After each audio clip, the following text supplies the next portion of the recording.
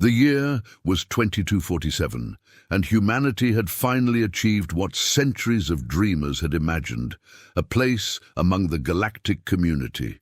The sprawling orbital stations around Earth hummed with activity as thousands of species traded goods, exchanged knowledge, and navigated the complex web of interstellar politics that governed the known universe. But for all its progress, humanity remained a minor player in a cosmos dominated by ancient empires that had ruled for millennia. On the edge of the Andromeda sector, aboard the research station Horizon's Edge, a young astrophysicist named Vera Sinclair stood before a holographic display that showed something impossible. Her dark eyes reflected the swirling data streams as her fingers danced across the control panel, recalculating the trajectory for the 100th time. The numbers didn't change. They never changed. "This can't be right," she whispered, her voice barely audible in the empty observation deck. Outside the reinforced windows, stars stretched infinitely in all directions, their light painting the darkness with ancient stories. But Vera wasn't looking at the stars. She was looking at what was coming between them. The Three-Eye Atlas, a rogue planetoid 3 times the size of Earth, was on a collision course with Terra Nova Prime, the newest human colony and home to 12 million souls. The discovery had come through routine scanning, but what made Vera's blood run cold wasn't just the approaching catastrophe, it was the impossibility of it. Planets didn't simply change course. Their orbits were predictable, governed by gravitational forces that had been understood for centuries. Yet the Three-Eye Atlas had deviated from its predicted path with surgical precision, as if guided by an invisible hand. The trajectory calculations showed it would impact Terra Nova Prime in exactly 47 days, releasing energy equivalent to billions of nuclear explosions and vaporizing everything on the surface within milliseconds. Vera pulled up the communication logs, her hands trembling slightly. She had sent 17 urgent messages to the Galactic Council over the past week, each one more desperate than the last. The response had been uniform: acknowledgement of receipt, followed by bureaucratic silence. The Council, dominated by the ancient Zephanian Empire, had made it clear that human concerns ranked low on their priority list. The door hissed open behind her, and Dr. Thomas Wright, the station's director, entered with heavy footsteps. His weathered face carried the weight of command and the exhaustion of sleepless nights spent searching for solutions that didn't exist. "Any response from the Council?" he asked, though his tone suggested he already knew the answer. "Nothing substantial," Vera replied, turning to face him. "They've assigned a junior representative to review our data. Estimated response time, 3 to 6 weeks. "We don't have 3 to 6 weeks," Tomas said, his voice rough with frustration.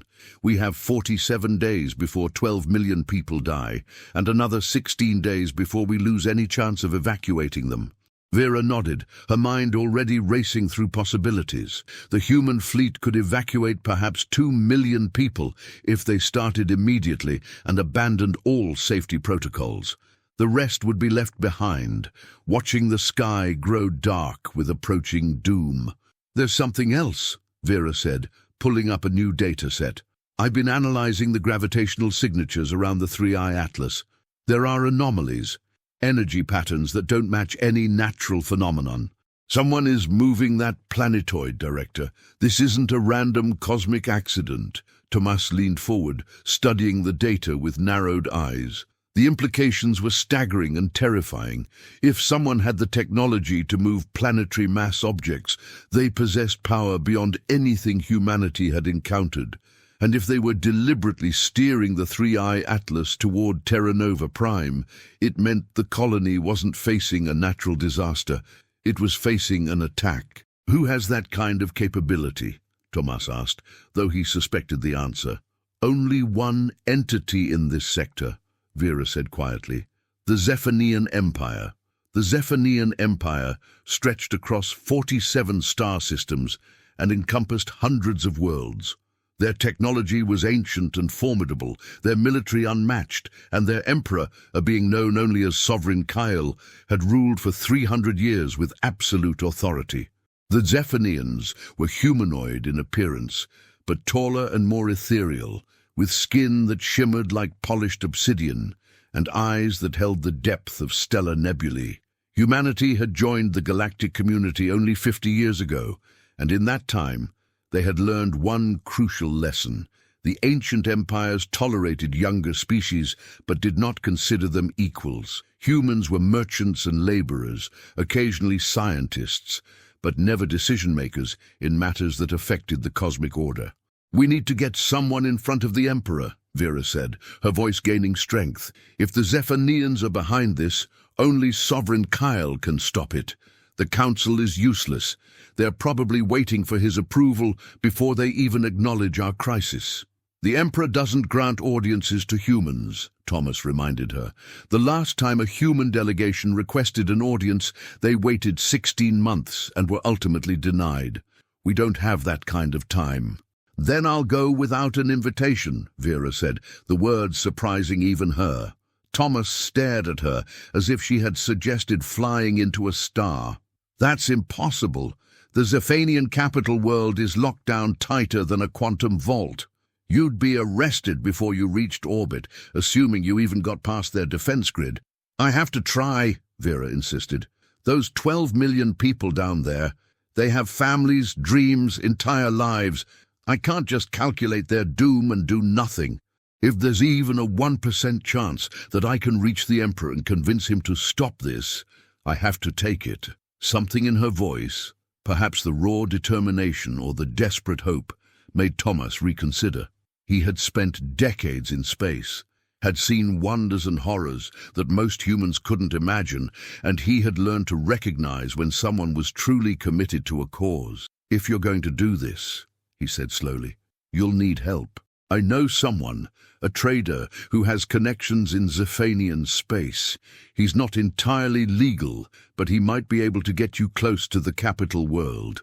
Within 3 hours, Vera found herself in the station's docking bay, standing before a battered cargo ship that looked like it had survived several wars and numerous questionable business transactions.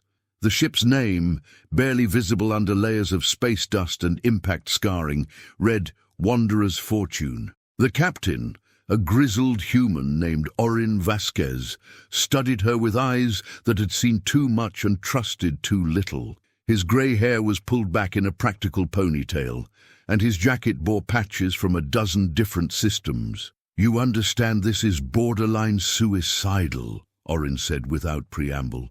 "The Zephanians don't like uninvited guests, especially humans. Best case scenario, they send you back. Worst case, you disappear into their legal system and we never hear from you again." "I understand the risks," Vera replied, meeting his gaze steadily. "How much?" "Normally I'd charge 50,000 credits for a run like this," Orin said, then paused. "But Tomas told me about Terra Nova Prime. I have family there, a sister and her kids, so we're going to call this a favor to be repaid later." The journey to the Zephanian capital world, Ecliptus Prime, took 6 days through a combination of standard propulsion and carefully plotted jump points.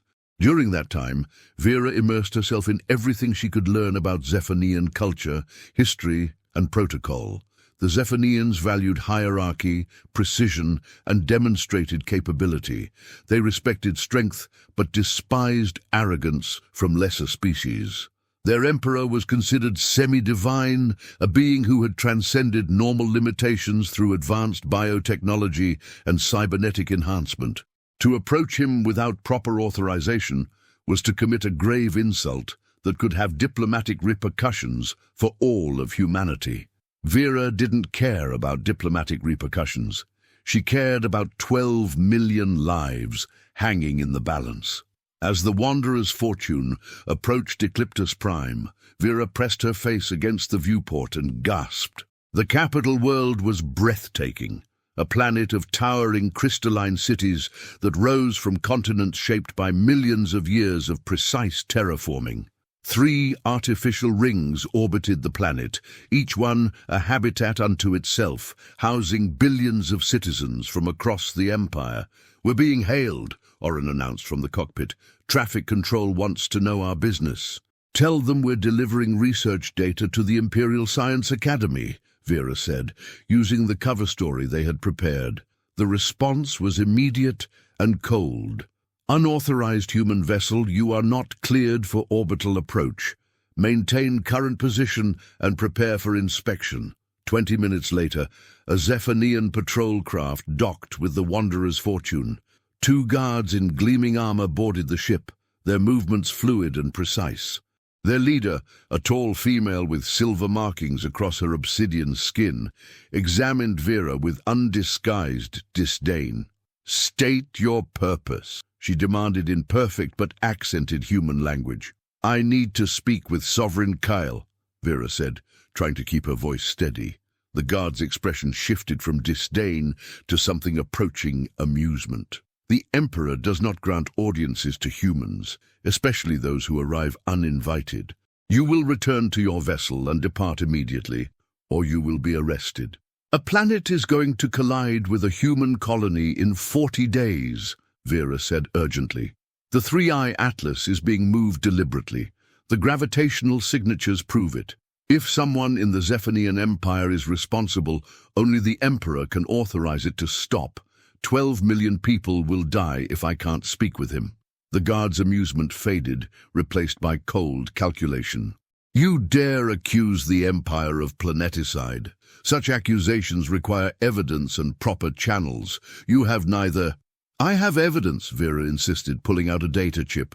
Everything is here. Trajectory calculations, gravitational analyses, energy signatures. Please just get this to someone who can review it. The guard considered for a long moment, then took the chip with obvious reluctance. You will remain aboard your vessel. If your claims have merit, someone will contact you. If not, you will leave this system immediately. The hours that followed were agonizing. Vera paced the small cargo hold while Orin monitored communications, both of them jumping at every incoming signal. The stars outside continued their eternal dance, indifferent to human suffering or hope. Finally, after 6 hours that felt like 6 years, a message arrived. It wasn't from the guard or traffic control. It was from the Imperial Palace itself. Dr. Vera Sinclair, the message began, delivered in a voice that seemed to carry the weight of centuries. Your claims have been reviewed by the Imperial Science Directorate. The Emperor has consented to grant you an audience. You will be transported to the palace immediately. Come alone. Bring no weapons or recording devices. Any deviation from protocol will result in immediate termination of the audience and your arrest. Vera looked at Orin, whose expression mixed relief and concern. This is it, she said. If I don't come back... You'll come back, Orin interrupted. And when you do, you'll have saved 12 million people. Now go make it happen. The transport that carried Vera to the surface was unlike anything she had experienced before. Smooth, silent, and controlled by systems so advanced they might as well have been supernatural. Through the transparent hull, she watched Ecliptus Prime grow larger, its crystalline cities catching the light of 3 suns and refracting it into rainbow patterns that danced across clouds shaped by atmospheric processes. The Imperial Palace dominated the capital city like a mountain dominates a plain. Its architecture defied conventional engineering, towers that spiraled impossibly upward, bridges that hung suspended without visible support, and walls that seemed to shift and flow like liquid metal frozen mid-motion. The entire structure pulsed with a faint luminescence, as if the building itself were alive and breathing. Vera was met at the landing platform by a delegation of palace officials, all of them Zephanian except for one, a human woman with sharp features and calculating eyes who introduced herself as Ambassador Lyra Kane, humanity's official representative to the Empire. Dr. Sinclair, Ambassador Kane said, her tone carefully neutral, I should inform you that your unauthorized arrival has created a significant diplomatic incident. The Human Council is extremely displeased with your actions. With all due respect, Ambassador, Vera replied, 12 million people matter more than diplomatic niceties. Kane's expression flickered with something that might have been approval before returning to professional coolness. The Emperor's patience is limited. You will have perhaps 5 minutes to present your case. Make them count. The walk through the palace was a journey through art and technology, merged into something transcendent. Holographic displays showed star maps and empire statistics, while sculptures of crystallized light depicted historical moments spanning thousands of years. Guards lined every corridor, their armor adorned with symbols that Vera didn't recognize, but that radiated authority and power.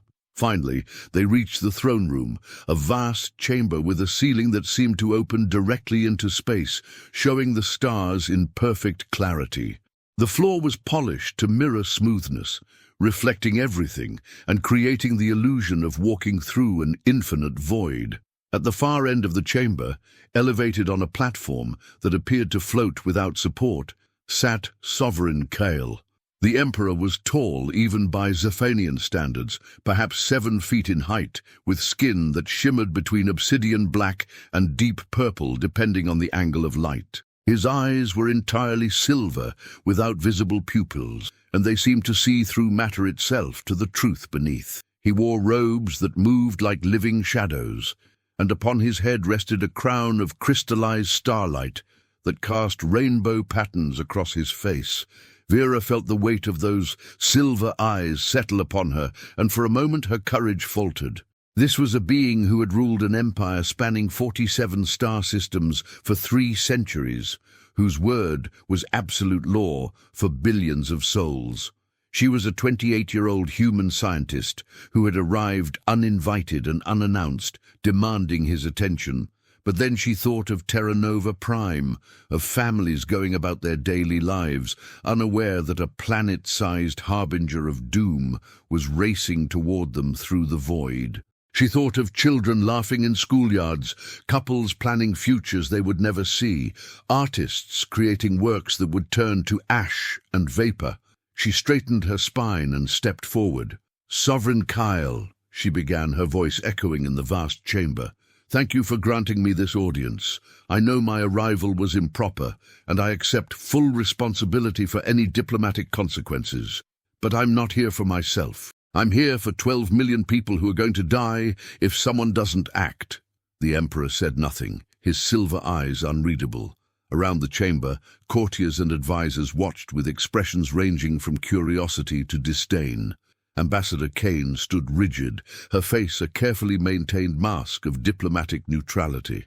Vera activated the portable holographic projector she had been permitted to bring, and the space between her and the Emperor filled with a 3-dimensional star map. The 3-Eye Atlas appeared as a red sphere, its trajectory marked in blazing orange as it curved through space toward the blue dot representing Terra Nova Prime. 41 days from now, Vera continued, her voice gaining strength, the 3-Eye Atlas will collide with Terra Nova Prime at a velocity of 60 kilometers per second. The impact will release energy equivalent to 17 billion nuclear explosions. The planet's crust will vaporize. The core will melt. Everything and everyone on the surface will cease to exist within milliseconds. She zoomed in on the trajectory path, highlighting the anomalies she had discovered. But this isn't a natural disaster. The 3-Eye Atlas has deviated from its predicted orbit with impossible precision. These energy signatures, she pointed to pulsing patterns around the planetoid, indicate the presence of mass manipulation technology operating on a scale that only one civilization in this sector possesses. The Zephanian Empire. A murmur rippled through the assembled courtiers.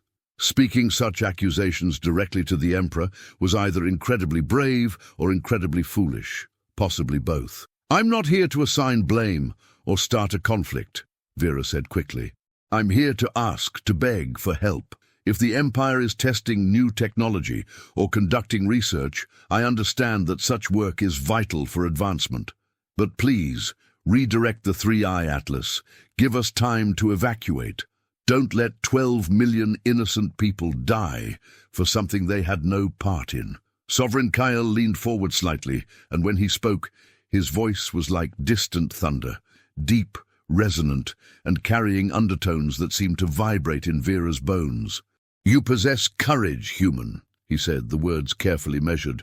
"Foolish courage, perhaps, but courage nonetheless. You breach our space without authorization, accuse our empire of planeticide, and demand intervention in matters that do not concern us. By rights, you should be arrested and your species censured for this violation of protocol." Vera's heart sank, but she forced herself to maintain eye contact with those intimidating silver eyes. "However," the Emperor continued, and something in his tone shifted almost imperceptibly, "your data is accurate. The Three-Eye Atlas is indeed being moved by Zephanian technology." The chamber erupted in shocked whispers. Ambassador Kane's carefully maintained neutrality cracked, her eyes widening in horror. Sovereign Kale raised one hand, and silence fell instantly.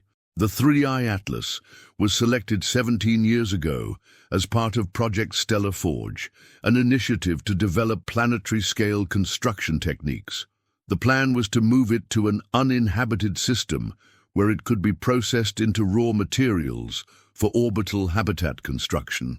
He gestured, and the holographic display shifted, showing administrative documents and project timelines. The trajectory was calculated and approved by the Imperial Science Directorate. At that time, the target system was indeed uninhabited. However, his tone darkened. 8 years ago, human colonists established Terra Nova Prime in that system without notifying the Galactic Council or requesting clearance through proper channels. Vera felt as if the floor had dropped away beneath her. "We didn't know," she whispered. "The colony was established legally according to human law. We filed all the proper documentation with the Human Council." "Your Human Council," the Emperor said with a hint of disdain, "failed to cross-reference their colonization plans with existing Galactic Council projects. A simple administrative check would have revealed the conflict. Instead, your species proceeded without proper authorization, and now you arrive demanding that we alter a 17-year project requiring enormous resources because of human error." The weight of his words crushed down on Vera like a physical force. This wasn't a deliberate attack or a callous disregard for human life. It was a bureaucratic oversight of catastrophic proportions. The Zephanians had been moving the Three-Eye Atlas long before any humans arrived in the system, and from their perspective, the colonists were the intruders, not the victims. "Can you stop it?" Vera asked, her voice barely above a whisper. "Please. Whatever resources it requires, whatever compensation you demand, can you redirect the Three-Eye Atlas?" Sovereign Kale regarded her for a long moment, his silver eyes seeming to peer into her very soul. Around them, the courtiers waited in breathless silence for the Emperor's judgment. "The technology required to move a planetary mass operates on quantum gravitational principles that require months of preparation," he finally said. "The Three-Eye Atlas is not a ship that can simply change course. It is a celestial body whose momentum has been carefully built over nearly 2 decades. To redirect it now would require generating gravitational lensing effects that could destabilize orbital mechanics throughout the entire system." "So it's impossible," Vera said, defeat washing over her like a cold wave. "I did not say impossible," the Emperor corrected. "I said difficult. The Empire possesses the capability, but the resource expenditure would be substantial and the risk significant. You are asking us to invest enormous effort to correct a mistake we did not make, for a species that has contributed little to the galactic community and violated protocol in establishing the colony in the first place." Every word was a knife twisting in Vera's heart, because she couldn't dispute any of it. Humanity had made the error. Humanity had failed to follow proper procedures, and now humanity was asking the Empire to spend vast resources to fix their mistake. "What would it take?" she asked, desperation coloring her voice. "What would convince you to help us? There must be something, some price, some exchange. I'll do anything." The Emperor rose from his throne, and the movement was like watching a mountain decide to walk. He descended from the floating platform with impossible grace, each step deliberate and measured, until he stood directly before Vera. Up close, she could see that his eyes weren't entirely silver. There were depths within them, swirling patterns that reminded her of distant galaxies. He towered over her, yet his presence wasn't entirely threatening. There was curiosity there, and something that might have been respect. "You traveled across hostile space without authorization," he said, his voice quieter now, but no less powerful. "You confronted an emperor who could have had you executed for the insult. You presented evidence and argument rather than empty pleading. These actions speak to character rarely seen, even among Zephanians." He turned away, pacing slowly around the holographic display of the approaching planetoid. "For centuries the Empire has dealt with younger species who demand assistance while contributing nothing, who expect ancient civilizations to solve problems of their own making. It breeds resentment and confirms our belief that these species are not ready for true partnership in galactic affairs." Vera remained silent, sensing that interrupting now would be catastrophic. "But you," Sovereign Kale continued, turning back to face her, "you have demonstrated initiative, intelligence, and the courage to face consequences for your convictions. These are qualities the Empire values. Therefore, I will offer you a choice." Hope flared in Vera's chest like a newborn star. "The Empire will redirect the Three-Eye Atlas," the Emperor declared, and the chamber erupted in shocked murmurs that he silenced with a gesture. "However, in exchange, you will remain here on Ecliptus Prime and work directly with the Imperial Science Directorate on Project Stellar Forge. Your expertise in astrophysics and your unique perspective as a human may provide insights we lack. You will serve for 5 years, during which time you will have no contact with other humans beyond official diplomatic channels. 5 years. 5 years isolated in an alien empire, surrounded by beings who viewed humanity as primitive newcomers. 5 years away from family, friends, everything familiar, but 5 years in exchange for 12 million lives. "I accept," Vera said without hesitation. Sovereign Kale's expression shifted in a way that might have been approval. "Then it is decided. The Empire will begin gravitational redirection operations immediately. The Three-Eye Atlas will be moved to a safe trajectory, and Terra Nova Prime will be spared. Dr. Vera Sinclair, you are hereby appointed as the first human liaison to the Imperial Science Directorate. May your service prove as valuable as your courage." As guards stepped forward to escort her to her new quarters, Vera felt the weight of what she had just agreed to settle upon her shoulders. She had saved 12 million people, but at the cost of her own freedom and the next 5 years of her life. Behind her, she heard Ambassador Kane's voice, sharp with bureaucratic concern. "Your Majesty, the Human Council will need to approve this arrangement." "The Human Council," Sovereign Kale interrupted with finality, "failed in their responsibilities and created this crisis. Dr. Sinclair has solved it. If they wish to object, they may submit formal complaints through proper channels, which I will review in approximately 5 years." As Vera was led from the throne room, she caught one last glimpse of the Emperor standing before the holographic display of the Three-Eye Atlas, his silver eyes reflecting the light of doomed stars. She wondered if she had just made the best decision of her life or the worst. Time would tell, but Terra Nova Prime would have time to see the answer, and that was enough. 3 days later, aboard the Wanderer's Fortune preparing to depart Zephanian space, Orin Vasquez received a priority transmission from the Imperial Palace. The message was brief and to the point. Gravitational redirection of the Three-Eye Atlas had begun. Trajectory correction estimated at 93% probability of success. Terra Nova Prime would be safe. As he set course back toward human space to deliver the news, Orin thought about the young scientist who had sacrificed 5 years of her life to save people she had never met.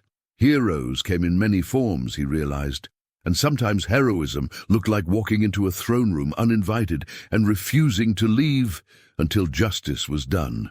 The stars stretched endlessly before him, full of dangers and wonders, and somewhere among them, Vera Sinclair was beginning a journey that would change not just her life, but the relationship between humanity and the ancient empires that ruled the cosmos. The Three-Eye Atlas continued its journey through space, but now its path curved away from collision, guided by technology beyond human comprehension, and redirected by a courage that transcended species. And on Terra Nova Prime, 12 million people looked up at unfamiliar stars, unaware that they had been saved by someone they would never know, whose sacrifice would echo through generations as a testament to what one determined individual could accomplish when they refused to accept the unacceptable.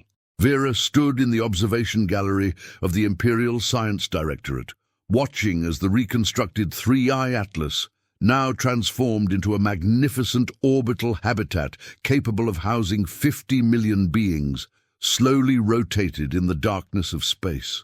The project she had been brought to assist with had succeeded beyond anyone's expectations, and much of that success bore her fingerprints. Her time among the Zephanians had changed her in ways she couldn't have anticipated.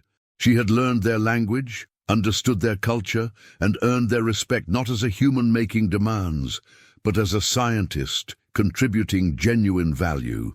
The Empire had learned from her as well. Her human perspective on problem-solving had introduced methodologies that challenged their traditional approaches and led to breakthroughs neither species could have achieved alone. Behind her, the door opened with its familiar whisper, and she turned to see Sovereign Kale enter the gallery. In 5 years he had not visibly aged at all, though Vera had learned that Zephanians measured time differently than humans. "Your service is complete, Dr. Sinclair," the Emperor said, his silver eyes reflecting the light of the completed habitat. "You have fulfilled your obligation with honor and exceeded all expectations. The Empire is grateful." "It's been an extraordinary experience," Vera replied honestly. "I came here angry and desperate, convinced that your people didn't care about human lives. I was wrong. You taught me that responsibility flows both ways, and that true partnership requires understanding, not just demands." Sovereign Kyle inclined his head in acknowledgement. "And you taught the Empire that younger species possess potential we have too often dismissed. The Directorate is recommending a formal exchange program, human scientists working alongside Zephanian researchers, sharing knowledge and perspective. Such a program would have been unthinkable 6 years ago." "Because I showed up uninvited and accused you of planeticide?" Vera asked with a slight smile. "Because you demonstrated that humans are capable of growth, sacrifice, and genuine contribution," the Emperor corrected. "The galaxy is large, Doctor. Sinclair and the ancient empires have grown complacent in our superiority. Perhaps we need younger species to remind us that courage and determination matter as much as technology and longevity." A transport was waiting to carry Vera back to human space, where her family waited and a hero's welcome surely awaited. But as she prepared to leave the empire that had been her prison and her classroom, she realized she was leaving behind more than just a workplace. "Will you visit Terra Nova Prime?" the Emperor asked as they walked toward the docking bay. "Eventually," Vera said. "But first, I have reports to write, conferences to attend, and a message to deliver to the Human Council about proper galactic protocols." "They will not appreciate criticism," Sovereign Kale observed. "Probably not," Vera agreed. "But 12 million people are alive because someone was willing to speak uncomfortable truths. I think I can handle a few disgruntled bureaucrats." At the transport, they paused. The Emperor extended his hand in a human gesture he had clearly learned for this moment. Vera shook it, marveling at how something that had seemed impossible 5 years ago, standing as an equal with one of the most powerful beings in the galaxy, now felt natural. "The Empire does not grant audiences lightly, Dr. Sinclair," Sovereign Kale said. "But should you ever need to speak with me again, you will not be turned away. You have earned the right to be heard." As her transport lifted away from Ecliptus Prime, Vera watched the crystalline cities shrink below her, reflecting the light of 3 suns into patterns that would forever remind her of the place where a desperate human scientist had gambled everything and won not just the lives she had come to save, but something far more valuable. Proof that courage, intelligence, and determination could bridge the gap between ancient empires and newcomer species. The Three-Eye Atlas, transformed from harbinger of doom into symbol of cooperation, continued its eternal orbit as a testament to what could be accomplished when beings from different worlds chose understanding over indifference. And on Terra Nova Prime, in the central plaza of the capital city, a monument stood bearing a simple inscription: to Dr. Vera Sinclair, who taught us that one voice raised in defiance of the impossible can save worlds. May we all find such courage when it matters most. The stars stretched endlessly in all directions, full of ancient empires and younger species, of conflicts and cooperation, of dangers and possibilities. And somewhere among them, a young human scientist smiled, knowing that she had changed the galaxy just a little bit, and that sometimes a little bit was enough to make all the difference. The collision that never happened had instead created something new, the first true partnership between humanity and the Zephanian Empire, built not on treaties or trade agreements, but on mutual respect, earned through courage and sacrifice. And in the imperial throne room on Ecliptus Prime, Sovereign Kale stood before his advisors and issued a decree that would reshape galactic politics for generations to come. Let it be known throughout the Empire and beyond that the humans, though young and sometimes reckless, have proven themselves worthy of our attention and our partnership. Any who doubt this need only look to the stars and remember the human who stood before an emperor and refused to let 12 million souls perish undefended. That is the measure of a species ready to shape the galaxy's future. The message rippled across 47 star systems, carried by quantum communications that moved faster than light itself. And everywhere it was received, beings of countless species paused to consider what it meant when an ancient emperor acknowledged the worth of a newcomer civilization. Change, like starlight, travels across vast distances to illuminate the darkness. And sometimes that change begins with one person who refuses to accept that the impossible must remain impossible. The Three-Eye Atlas, once a weapon of unintended destruction, now shone in the darkness as a beacon of hope and cooperation. A reminder that even the most catastrophic trajectories could be altered when courage met with wisdom and determination partnered with compassion. Vera's journey had ended where it began, looking up at the stars. But now, instead of calculating doom, she was imagining possibilities. And in a galaxy full of ancient wonders and timeless mysteries, that might have been the greatest transformation of all.